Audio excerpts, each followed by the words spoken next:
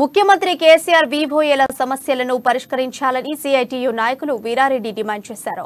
నల్గొండ జిల్లా కేంద్రంలోని కలెక్టరేట్ ఎదుట సిఐటియు ఆధ్వర్యంలో వివోఏలకు మద్దతుగా ఆందోళన నిర్వహించారు.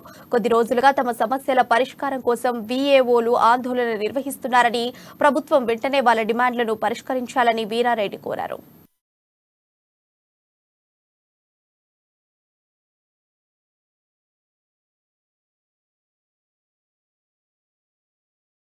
తెలంగాణ రాష్ట్ర వ్యాప్తంగా వివోఏలందరూ కూడా గత 35 రోజుల నుంచి నిరవధిక సమ్మె కొనసాగిస్తున్నారు.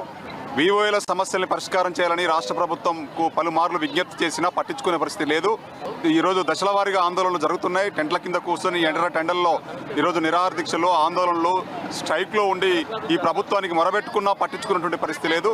ఇవాళ పెరుగుతున్న ధరలకు అనుగుణంగా కనీస వేతనాలు ఉండాలని చెప్తున్నాం. కేవలం 3,900 రూపాయలు మాత్రమే ఇచ్చి ఈరోజు ప్రభుత్వం వెట్టి చాకిరీ చేయిస్తుంది. కనీస వేతనం 26,000 రూపాయలు ఉండాలని చెప్పేసి డిమాండ్ చేస్తున్నారు. ఉద్యోగ భద్రత కావాలంటున్నారు. బీమా సౌకర్యం కల్పించాలని చెప్పేసి అడుగుతున్నారు. ఇవి గొంతమ్మ కోరికలు కావు.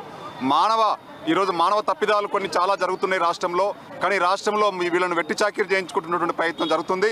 ఇవాళ ప్రభుత్వానికి అనేక సంక్షేమ పథకాలని అమలు చేయడంలో, పేరు తీసుకురావడంలో ఈరోజు వివోఏల పాత్ర గొప్పది. ఈరోజు ప్రభుత్వానికి పేరు వస్తుందంటే, సంక్షేమ పథకాలు కింది దాకా అందుతున్నాయంటే వివోఏల పాత్ర గణనీయంగా ఉంది. కానీ వివోఏలను